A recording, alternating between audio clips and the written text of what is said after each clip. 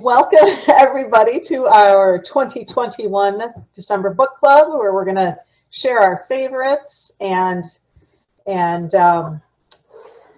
just have a good book chat about everything that we liked, or maybe even some that we weren't super fond of. And we'll just get it started off. But thanks everybody for joining us. It doesn't seem that long ago that we did our 2020 in the longest, shortest year, followed by preceded by the other longest, shortest year of our lives. But let's get started. James, you want to start? Okay. Yes, I will. I'm just going to say one thing very quickly and then let people talk. But I read a book last week. See how tiny this is? By Claire Keegan called Small Things Like These. And it's one of my favorite books of the year. I mean, it just I read a little piece about it somewhere and picked it up. I'm a slowish reader, and it probably took me 3 hours because, I'm scribbling in the book all the time. But it's a beautiful, simple story that has a kind of an emotional punch that's really great.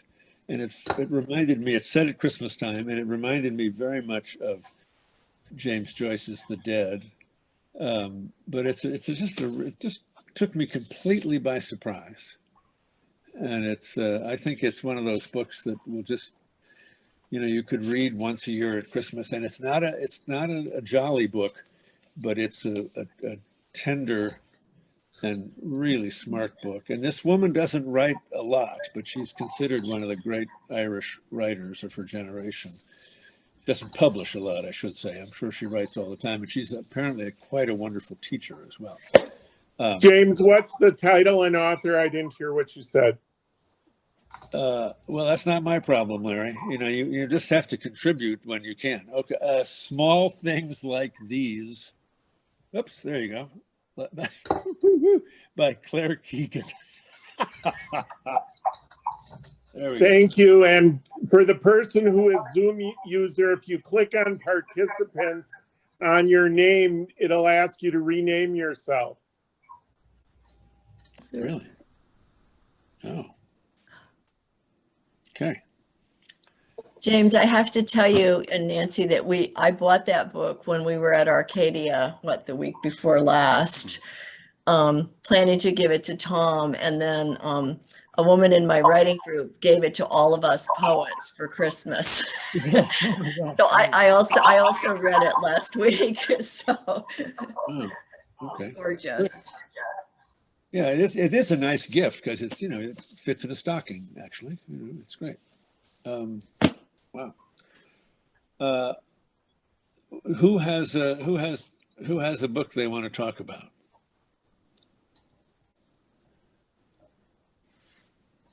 Come on. Mike and Charlotte, you want to go? Yeah, yes, I will. So that in case anybody else claims this book, I can. This is Cloud Land by Anthony Doerr. I have to say that I have not finished it, but I do not think that would change my recommendation by the time I get to the end. I had very much liked his book, All the Light We Can See, which was a Pulitzer Prize. And that book,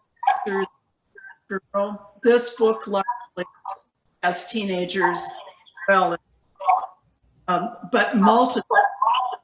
Hey, wait, Nancy, excuse me, just a second, Charlotte. Nancy, you got to shut off your something. It's because there's that double voice happening with everybody. Can you mute most of the time or something? Is that any better? Yeah, I think so. Yeah. Charlotte, say something. Go back and pick up again, Charlotte. Okay, what I enjoyed his first book, All the Light We Can See. It's still doing it, isn't it? Yeah. All the Light We Cannot See. And like that book, this book centers around teenagers. There it was only a single girl and all the light we cannot see. Here there are four teenagers that are at the center of the story, maybe five, I've lost track. And at different time periods, from the fall of Constantinople to the future, and current times. And yet he manages to weave these stories all together so you read it without missing a beat. And what I think is really impressive is that, I don't know, less than 100 pages into the book, maybe 60 or so, there's a bomb planted and a shooting in a library with small children upstairs. And you're not going to find out the outcome of that event for 450 pages. But it bothered me yet that I don't know what happened. And I think that's a very impressive feat for a writer to accomplish. So I highly recommend Cloud Cuckoo Land. How many other people have read that, just out of curiosity? Although, of course, since I can't see anybody else, it doesn't matter. say I or something if you've read it, or no one's read it? Wow. Tom and I have it. It's on the coffee table, actually under the laptop. We're working in a supportive way right now, but we do plan to read it. Okay, perfect. Okay. Good. All right, if we're both on, maybe I will go or I can go later. But I have another book, and that I've talked about last year, Louise Erdich, and this time it's her book, The Night Watchman, which came out. And I found it fascinating, just the character development. The story is based on her grandfather, who was a tribal elder in North Dakota, and was helping to fight discovering that Congress decided that they wanted to basically deinstitutionalize Indians, and that is to take away their status as independent nations and just let everything go back in basically privatize everything and let anyone buy into the land. Now, I found it interesting because a lot of the action took place in North Dakota, about 50 miles from where my great-grandfather had homesteaded. Oh. And the rest of it took place in Minneapolis, within 5 miles of where I grew up, near the George Floyd country. And so reading the spots were interesting, but I think where she excels in her writing is really how well she develops very complex characters and the interrelationships between the two. So the person that her father played basically was a night watchman in a jewel bearing factory that they were trying to set up private industry on the Indian reservation. And the characters were the employees and other parts of the tribal council and the teachers in the schools. And so it really worked through an interesting match of people and how they related and how the story progressed. So as a storyteller, it's wonderful, as seeing things that I kind of knew was going on as I was growing up, but never really understood the American Indian culture, both in North Dakota and Minneapolis. And you get an eyeful of that from this. So I highly recommend it. Well, that's great. Have you read her new book, Mike? I've asked Santa Claus for it. Ah, okay. Well, let's hope he delivers. Okay, good. It's because it'll give you a window into a whole nother part of her life. It's really interesting. Wow. Great. That's great. Next, who wants to go next? Well, maybe Allison. What books aren't under your computer, but that you've actually read recently and liked?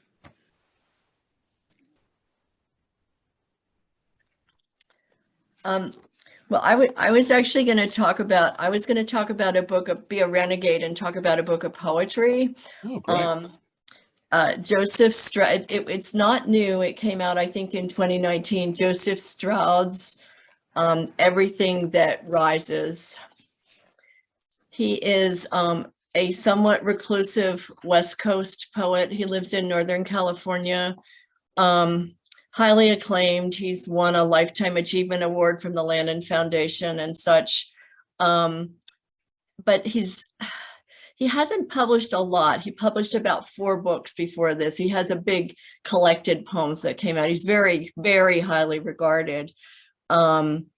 And this book, I think I'll just read what's on the back of the cover. It's the book I just kept picking up again and again all year after I first read it early in the year. It says that in this book, he explores the ephemeral world, mortality, and the redemptive possibilities of poetry.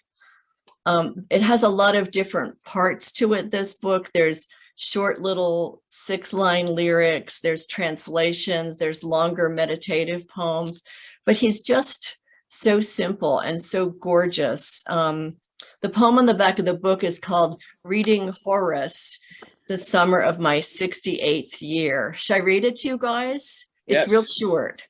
On the hillside that steps down to the cabin where I have seen myself rise out of myself and walk into the warm, resinous summer air, walk away from the cabin, climb the hillside, up past the boulders, deer trails, the charred limbs of a cedar struck by lightning years ago, heart laboring, deep breaths, wondering if maybe it will happen today. Maybe today, walking into my 68th year, I will see once more what is there before me, the everyday rapture of what is. I think he's just gorgeous, very simple and very gorgeous. So that's the poetry book I'm telling everybody to read. Yeah, that's great. Yeah. Wow. Any other books that you want to talk about or think about? Well, I do have a novel that I loved. I couldn't find my own copy, so I had to check this out of the library again. The Vanishing Half by Brit Bennett. She got a lot of attention a year or two ago for her book, The Mothers. Right. And this book is just incredibly beautifully written. I mean, I think she's a poet in prose. It's about two sisters in a Black family. I think it's in Mississippi. One is very dark and one is very white. And she's so white that she can pass in the white world. So it's about their lives and how they part and diverge and reconnect and then diverge again. It's just exquisitely beautifully written, I think. Very, very moving.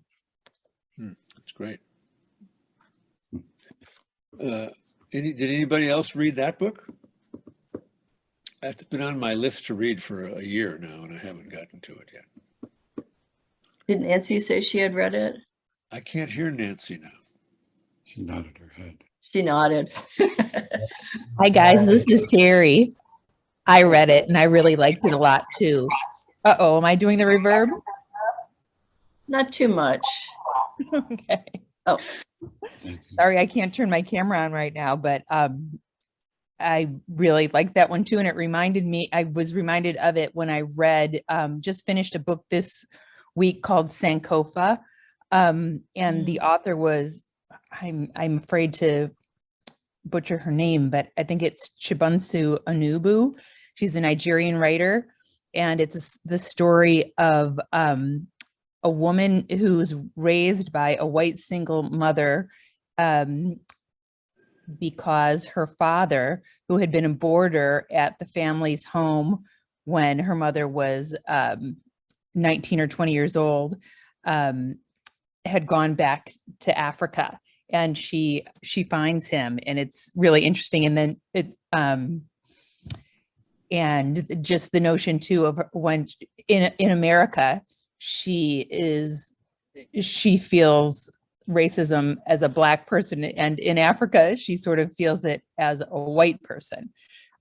She's viewed in both countries, I guess, according to the her minority status. But it was a really beautifully written book. And the other one that I wanted to just mention that was incredible was a book called What Storm, What Thunder by Miriam Chansey.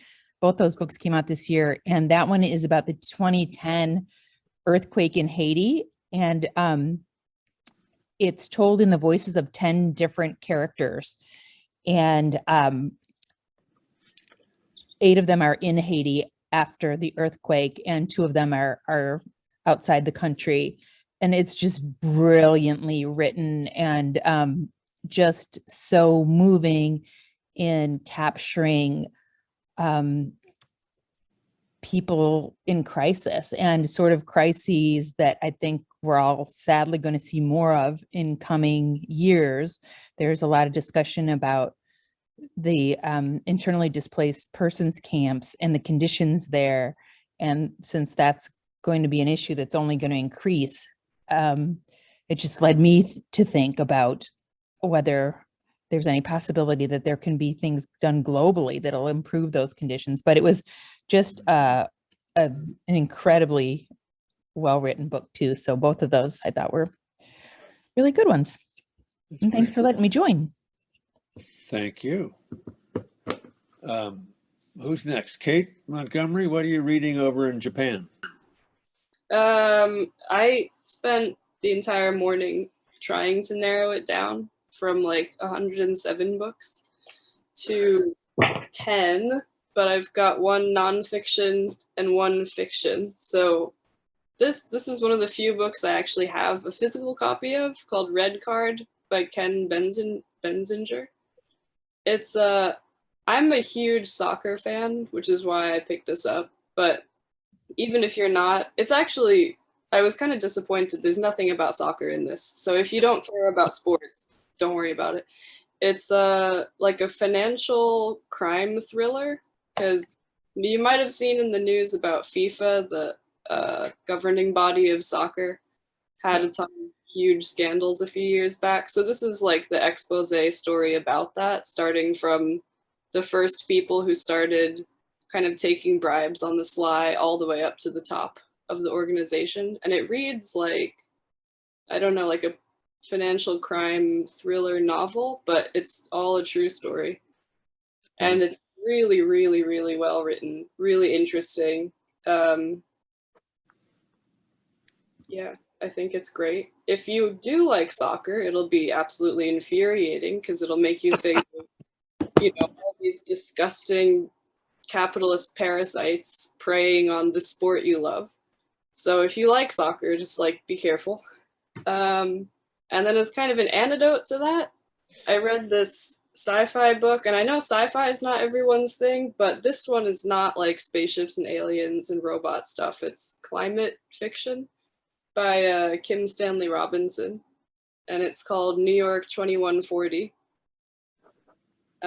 which I was interested in because that's where I'm from. But it takes place in New York, obviously, in the year 2140, when New York is pretty much underwater and it's become a canal city. And I really, really recommend that one, especially this year, because what Kim Stanley Robinson does is basically write utopian fiction. So it's not like a perfect book. There's still problems, there's still conflict, but in the end, like, the goal of the characters is to take down the global financial system and replace it with something better. And he's one of the few writers who, instead of just saying, the whole world is shit, sorry guys, actually presents solutions and some kind of alternative of, this is the kind of world we could make. So I think it'll make you feel really optimistic, even when we're faced with like unending problems in the world. So those are my 2. Did that come out this year? Maybe. Yes. Yes. No. The Ministry of the Future came out this year. Yeah. Okay. Which was also good, but it's got like too many inter-chapter, like explanatory things that disrupt from the story, or I would have recommended that. Because he does like character development chapters and then a giant rant about like how the financial system works, and then a character development chapter and then another rant. And if you like that, it's interesting. But if you just want to read a novel, it can be just really annoying. Yeah. Ranting is difficult. Yeah. And I mean, in other words, you have to You have to, it has to be controlled ranting, or I think it just loses you eventually. Well, I think we have time. Since you had 175 books on your list, you could probably say 2 more. I mean, I think that's okay. Oh, thanks. Okay. I read a book called Everybody by Olivia Lang. That one's nonfiction, and it's about body politics, like what it means to have a body. And I think probably most of you know, but I do physical theater. So obviously that's something that's really interesting to me in a society where we're increasingly, doing digital things. And she's basically a feminist writer, so it has a lot about specifically women's bodies, but it's not just limited to that. But I think she's an extremely compelling writer. She's really smart, and it's the kind of book that while you're reading it, you're gonna stop and like have to look up all the references she's making because they're just so interesting. I found out about her because she's on a lot of podcast interviews with Ali Smith. So if you're a fan of Ali Smith, you'll probably also like Olivia Lang. And a lot of these books I got from the Arcadia newsletter. So I'm going to choose one that I didn't in case it's new. Open Water by Caleb Nelson. Yeah. It's a debut novel. That might have come from the Arcadia newsletter. Yeah. I don't even know anymore. It did, because I read it and wrote about it. That one was really, really, I have that one also in a physical copy, but I gave it to someone who is not a book guy, and I'm afraid I'm never going to see it again. But it's about a young Black man in London who is basically trying to navigate what it means to be a young Black man in London while also falling in love with this really cool woman, and kind of the struggle of being someone who is politicized by society against their will, and also who's just like a young guy who's in love. It's very, very poetically written, I think. Very beautiful. And if you like hip hop, it's got a lot of good music recommendations. Yeah, I was really pleased with that, because I don't know very much hip hop, but I just kept making lists of the stuff of the music he was talking about. Yeah, it's good stuff. Yeah, it's a really beautiful book. Hey, Really. what's the name of the book again? Open Water by Caleb Nelson. Can I add on to something you said about Olivia Lang? She is really amazing. And her first book, I think it's called To the River. She's British, and she follows the river Ouse. Is that how you say it? O-U-S-E? Yeah. That's famous because that's where Virginia Woolf drowned herself. And she follows the river Ouse from its origins to, I think it ends up in the sea. And that's also a really gorgeous book. But she's an amazing writer. I agree. Really amazing. She is. A lot of people are writing about that river, that particular river, either because of Virginia Woolf or not. But there's a section in Waterlog, which was one of my favorite books that I couldn't have time to read all of this year, but he has a beautiful chapter about that river. Yeah, she's great. Olivia Lang is really good. She doesn't seem to sell well for us, but we order the books anyway, because they're just books that people ought to know about. Okay, thanks, Kate. Who's next? Who has another book they want to talk about? You're perfectly. It's okay to get out and do a rant about a book you didn't like too. That's useful. I read this book called The Book of the Little Axe, and it too is about American Indians, except it's more about the escaped slaves or runaway slaves that ended up out west and were accepted by Indian tribes as full-fledged tribal members. And the book starts out in Trinidad in the 1790s. And the main character is a daughter of a landed black person who had land under Spanish rule. Things changed when the British took over. And of course, the guy lost his land and lost all his money. And the woman was a horse trader. She ends up going to the US. I believe she waggled her own passage.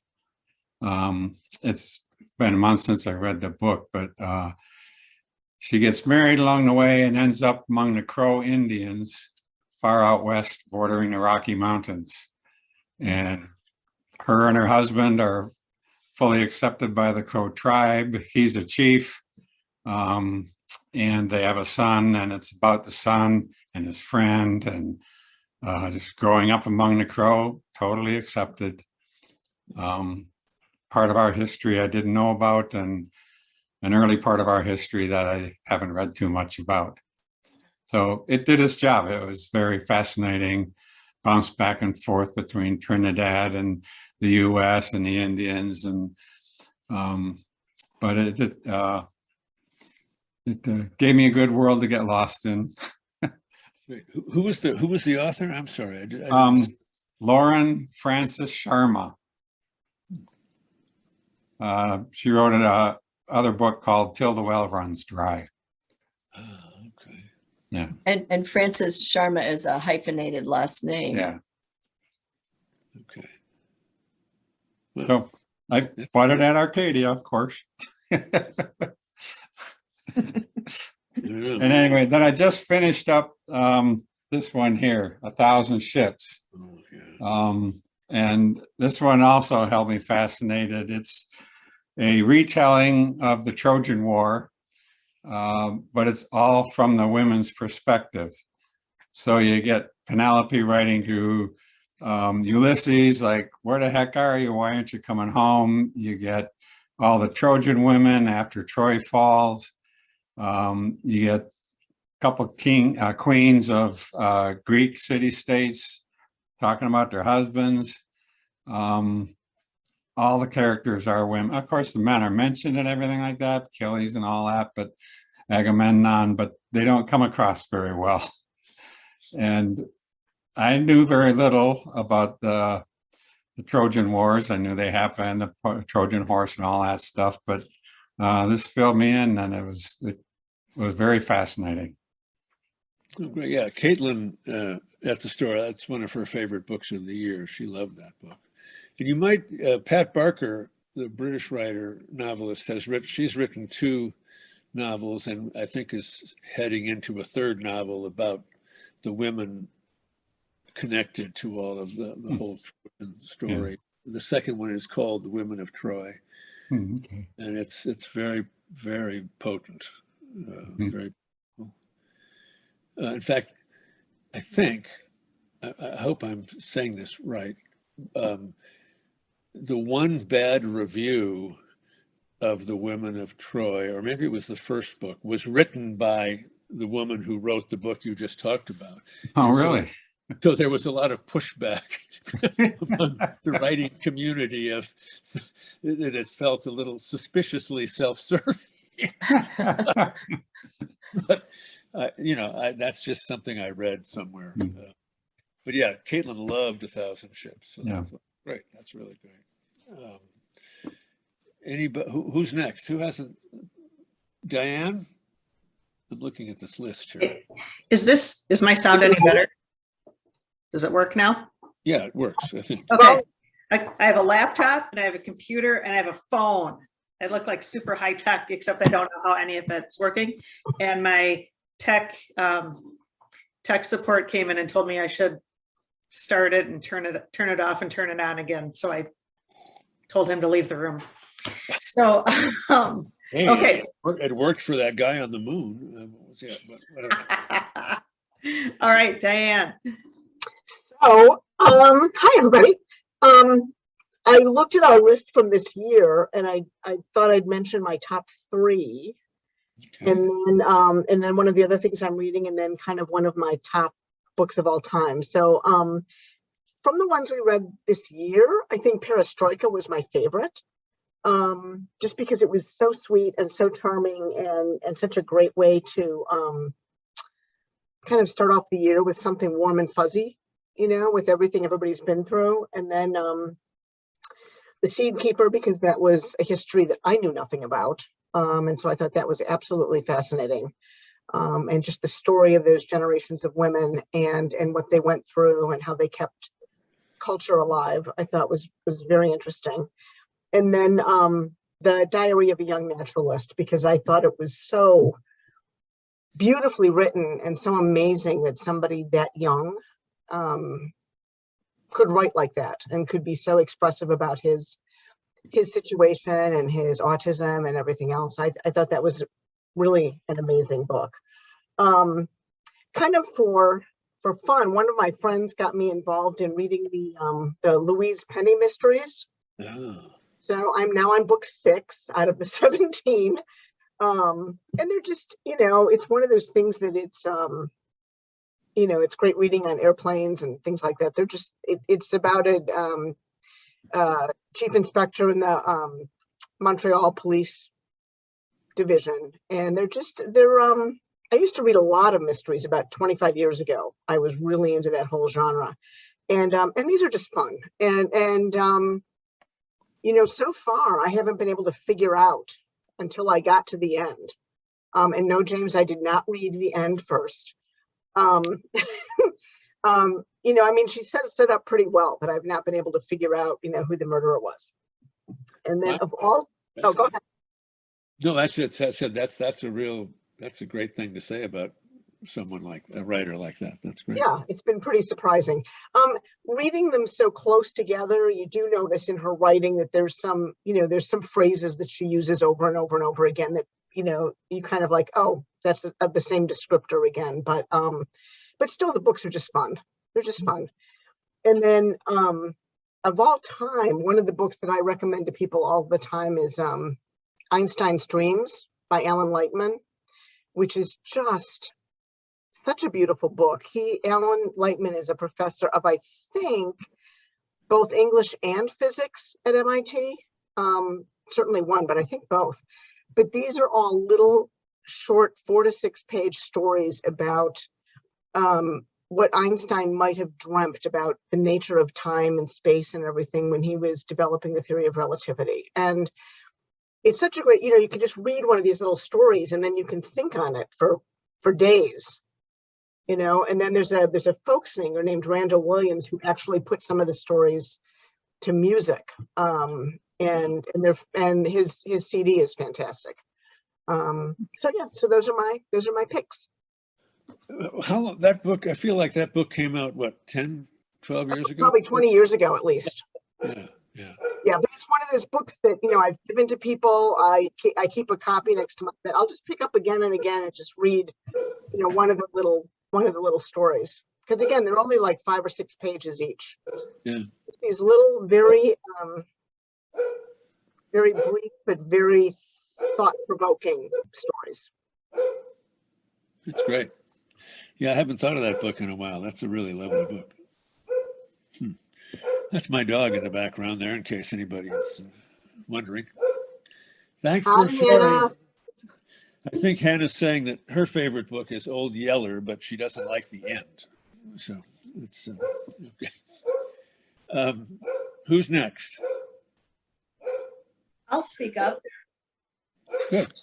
It looks like I'm one half of the Waukesha Book Club again, Larry Nelson and I. I've got 2 books, and I was late to the club and joined them all, and I feel like we might have talked about this last year, but I finally read Hamlet. And that's got it. I just started out the year just wonderfully. Loved Hamlet. And I read quite a few books, but I found the books that I actually enjoying the most this year were lighter. You know, I don't know if it's the pandemic. I don't know if it's, you know, getting older. I don't know what, but another book I just really enjoyed and it was fun. A fun read was Anxious People by Frederick. I don't, is he Norwegian? He wrote A Man Named called Ove. That guy, Ove. I liked that book. It was just something really different, and coming from different characters' perspectives. But I needed light readings this year. Oh, Frederick Backman, thank you. Next time, Larry should, I don't know, we can't carpool to this together, but maybe we'll pool to it. Well, that's a good segue to Larry. Are you there, Larry? Yes. I have a nonfiction and a fiction book. My favorite book of the year was The Premonition by Michael Lewis. And you might think you wouldn't want to read a book about the pandemic, but he has some real people in there that the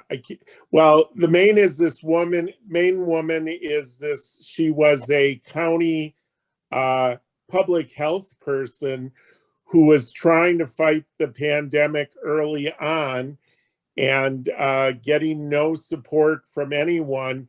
And she ends up getting linked with a bunch of rogue scientists who were doing what the Center for Disease Control and the National Institute of Health should have been doing. And I thought that I knew a lot about the ins and outs of the pandemic because I chair a Waukesha County Health and Human Services Board. But the in-person book club that I'm in with 4 other people, we rarely all like the same book, and everybody liked the book because it reads like a novel. And I haven't seen the book for a couple months because it's making its way through our Health and Human Services department, the people who are actually dealing with it. And a lot of people know Michael Lewis from Moneyball or The Big Short, but I think this is his best book. In response to something light, I'm going to share the book that made me laugh the most. How many people have been to the Ishnala Supper Club in the Dells? Anybody? Okay. Well, that's our favorite supper club. It is located in the woods in the Dells, and it's right on the river. And I am sometimes late to this book club because it's on the same night as the Bridges Library System Board of Trustees. And one of my fellow trustees is an author, Amy Reichert. And the book that I laughed out loud the most is the Kindred Spirits Supper Club. And if you like Wisconsin trivia and stuff about the Dells, I laughed out loud repeatedly during this book because the main character is a young woman who has terrible social anxiety. And part of it is because she and her mother are the only people in the Dells who see ghosts, real ghosts that have unfinished business. And it started when she was in high school giving a presentation and everyone thinks she's crazy. Well, her love interest in the book that she meets at a Dells water park is the owner of the fictional version of the Ishnala Supper Club. And her part-time job is being the guide on one of the Ducks Dells boats that everybody goes on. And it's really funny. And I can't remember the last time I read a book that was really kind of a romantic comedy, but it does actually deal in a good way with anxiety, and it's a lot of fun. And if you've ever been to the Dells, you'd get a kick out of it. It kind of reminded me a little bit of Shoulder Season, which was so good about Lake Geneva and the Playboy Club. But if you just want a fun, light reading, I highly recommend it. Thank you. Wow. I think I haven't been to the Dells in 25 years, maybe. Wow. So, but that supper club really exists. I mean, the one you talk, yeah. Ishnala is a real supper club. I forget the name of the one in the book. It's a fictionalized version, but she talks like about H.H. Bennett, the famous photographer who took the pictures of the dog jumping over the cliffs and stuff. Yeah. And he, you can still go there and buy his photographs. Like he came to Waukesha in the 1800s. We have photographs in our 1890 Victorian house of him at the Bethesda Spring. But she's trying to identify one of the ghosts and what happened to this longtime ghost. And it's tied into a real life saloon that's still in the Dells. And the guy who owns the supper club, he's trying to perfect the best cheese curds ever. So he's constantly sharing cheese facts that are real cheese facts that are funny but interesting. Wow. That's really great. I saw that Terry asked, oh yeah, the book about Lake Geneva is called Shoulder Season by Christy Clancy. It's a really lovely book. And there sound like some echoes between the two books. Yeah, that's great. Wow. Yeah, and Michael Lewis, yeah, I just love the way he writes. It's just he finds the right person to tell the story, and then he tells you the story, and like you said, it's a story you think you know, and then you realize you don't know anything. It's great. I think I'm going to go speak with my dog briefly, but someone else should talk about a book that they want to talk about. Excuse me. Okay, is my volume, or am I not echoing anymore? Okay, cool. Sorry, I was just gonna stay at the store and do it, but then we got a tornado watch, so I decided I should come home. Okay, I did my favorite books in a video form that you can see on our website, mine and James's and Todd's and Caitlin's, but there was one other that I really liked called The Yellow Wife by Sadika Johnson. And this is about a woman who is a slave who becomes basically the wife-ish of a slave dealer who has hundreds of slaves. And this is a true story. And so she, the author just happened to be on vacation, saw this historical site and just wrote this story, and it's excellent. I love historical fiction. I love to learn a little something while being entertained. So that's Yellow Wife, Sadika Johnson. I can't decide if my favorite novel of the year was The Sentence or The Lincoln Highway. I can't decide. Might have been The Sentence. I don't know. Who's the author, Nancy? What's it about? The Sentence is Louise Erdrich. It's her newest book. It's amazing. I love it so much. Set in Louise Erdrich's bookstore in Minneapolis, in a store owned by a woman named Louise, who was out on a book tour for her Pulitzer Prize winning book. So it's got this kind of meta thing. So it's from the standpoint of a bookseller named Tookie,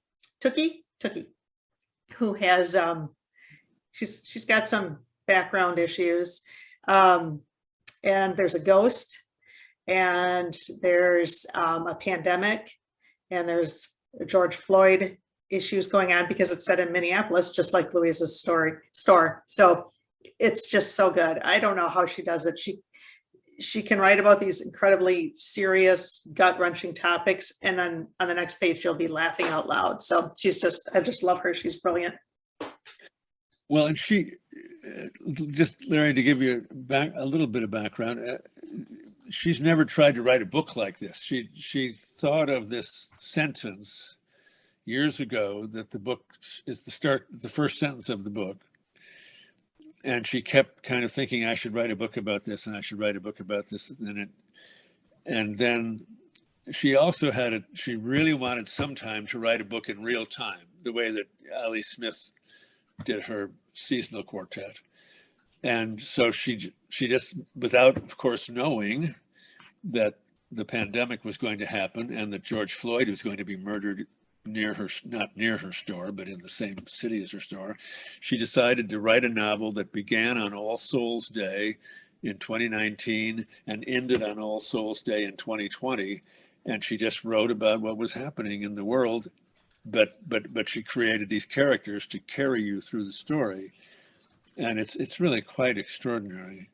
But what's interesting, if you want to know a lot about what Todd and Nancy and Natalie and Caitlin lived through and the ways they had to keep reinventing the store, that the book deals with a small independent bookstore during a pandemic, trying to figure out how to still reach their customers.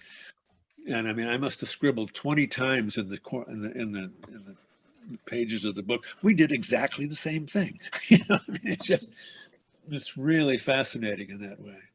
I can't imagine why Nancy liked it then. We didn't get a ghost though. Yeah, Could have been more entertaining. I don't know. yeah. We just had Todd. Yeah. Be careful what you wish for. Yeah, Right. exactly. Exactly. Todd's a ghost of many people, I think. Who else has something they want to a book they want to talk about? I have a whole stack here, but nobody? When you said historical novel, you know, I really thought that Lauren Groff's book Matrix was a real feat, considering, you know, she was writing about the 12th century. It's really staggering, I think, in how effortlessly she kind of makes that all feel real. And it's, yeah, I think that's a thrilling book, and it can teach you all sorts of things, but it's also about women dealing with their own power and coming into their own magic. And it's really great. I'm just looking at the rest of my stack here to see if there's, this was a book that I wrote about last spring.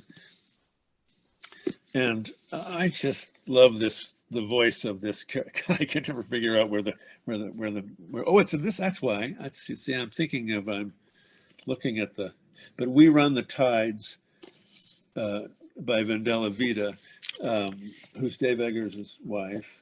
And it's just the voice that she creates for this 14-year-old girl in this book is so unusual. And it's set in 1984 in San Francisco. And I think that any mother who raised a teenager at any time will love this book. But it goes very quickly. It's funny and smart and a little scary sometimes. But I think it's in paperback now. And it's a really good book. James, I think the book critic on Fresh Air said that was the most underrated book of the year. Oh, really? Wow. Huh. I'll be darned. The other book, except I can't lift it, it's too heavy. Oh my God. Which of course I have particular love for, but Hermione Lee's biography of Tom Stoppard. This is the British version. The cover looks different in the American version. It's really an extraordinary book about an extraordinary human. But his story is his personal story is so unusual that it took quite apart from learning a huge amount about the plays, but you learn a lot of social history and just his own, you know, he didn't really know that his whole family was Jewish until he was 60. And it's, you know, it's just an extraordinary journey through life. He's 11 years older than I am, so he's 84 this year. I saw his newest play, Leopoldstadt, a couple of months ago, which is about his family, about, you know, the sort of the, and it ends with most of the family not in the room anymore for reasons that we all know. But it's there's really nobody nobody like him as a writer in the last 50 years for the stage. And Hermione Lee is one of the great biographers of the last 35 years. Her biographies of Virginia Woolf and Penelope Fitzgerald are just unparalleled. So it's a big undertaking, but you know, you can just skip around in it, read little sections. But it's a really it's a very, very unusual life. And Hermione Lee had never written a book by somebody who was still alive, and so that was an unusual thing for her. And he chose her. He asked her to write the book, much to her delight and horror, I think. But it's yeah. So if you're at all interested in Tom Stoppard and in, you know, the last 40 years of playwriting in the world, or the last 50 years, it's really worth your time. Okay. James, I think it was the New Yorker book critic said it was one of his favorite books of the year, and he started reading it bits at a time, and he said before he knew it, he had read the whole thing. Yeah, that's kind of what I did. I started skipping around, and then everything that, you know, I thought, oh, I've got to go back and read the, you know, the background for that sequence. Yeah, and pretty soon I'd read the whole thing too. It's and I knew a lot about his life, you know, because I've directed his plays many times, but it was still fascinating, and the way she sees into the plays themselves are real. It's great writing, really great. So writing. does she cover whether he knows there's a bookstore named after one of his plays? No, you know, it's odd. She didn't mention that. But yeah, I know. I keep thinking I should write him. And I wish I had written him. You should. Yeah, I know. Ah, well. I should have written him when Arcadia opened, not the bookstore, but the play, so that I would persuade him to come over and see what Steve Haggard was doing with the role of Valentine, because I've never seen anybody do something like that. It was just such a fantastic performance. You know, you decide, oh, I don't want to bother anybody. And there you go. One of these days, I won't be able to bother him. So, any other ideas, thoughts? Name a book you didn't like. Somebody name a book I have one, but I don't know that I should bring it up.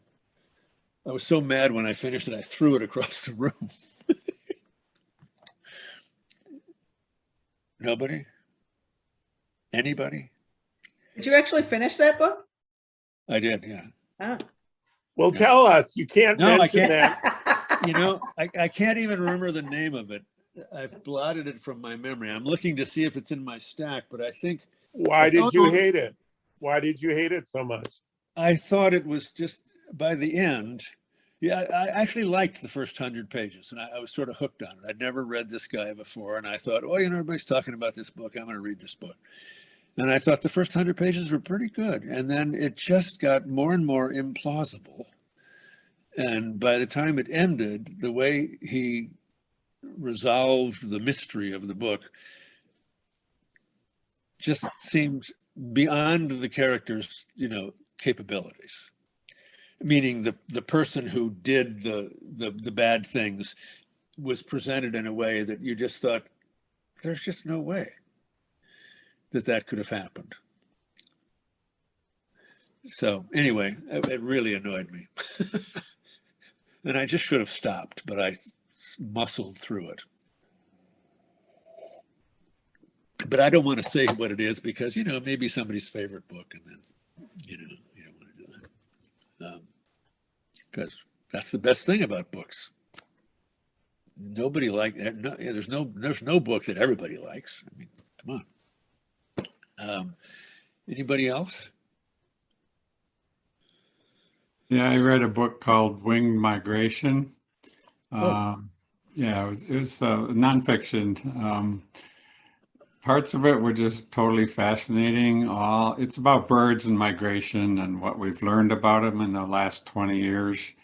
And things they knew 20 years ago are totally undone based on what we know now, because they can put little GPS things inside pretty small birds, and find out where they go. And they just didn't know that at all. And, some birds will fly 10,000 miles or something, I mean, it's just, so parts of it were really fascinating.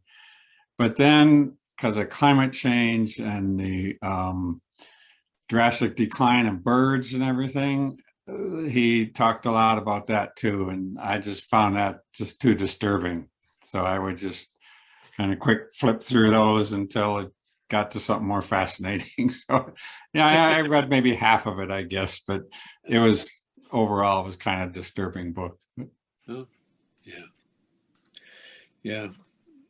I think. I just wanted to say it was very exciting to see many of the books that Arcadia has chosen for us to read on top 10 best books of the year, like Clara and the Sun and the George Sanders book. And I know I wouldn't have read them if I wasn't part of this book club. So kudos to you and Nancy for picking out so many great books. Well, thanks, Larry. And thanks to all of you, because it's been a really fun year again. And we're excited to start it all over. Read a classic in the first part of the year. And then there's lots of, I already know a bunch of interesting books coming, and we may, we've been talking about maybe reading the Louise Erdrich for the February book, but we'll see. But we'll make a decision soon. But thank you all for all of your great talk over the year, and I wish everybody happy holidays and safe time, and stay away from all the new variants that are out there, and take care of your families and yourselves. I hear that Jane Austen has a lot of potential. Yeah, I think she might amount to something. I think she's right. An up and comer. Yeah. Yep. That's right. Well, I wish I had looked before I came over from the store to tell you how many books we've sold this year, but it was a lot. Thousands. Excellent. Thank you, everybody. Excellent. Thank you all for being such great supporters and for making this book club so fun. Yeah, it really is. And fun. Thanks to Arcadia for being such a good center of the community. We're all in different places, but it's a delight to come together like this. So thank you. Thank you very much. Yeah.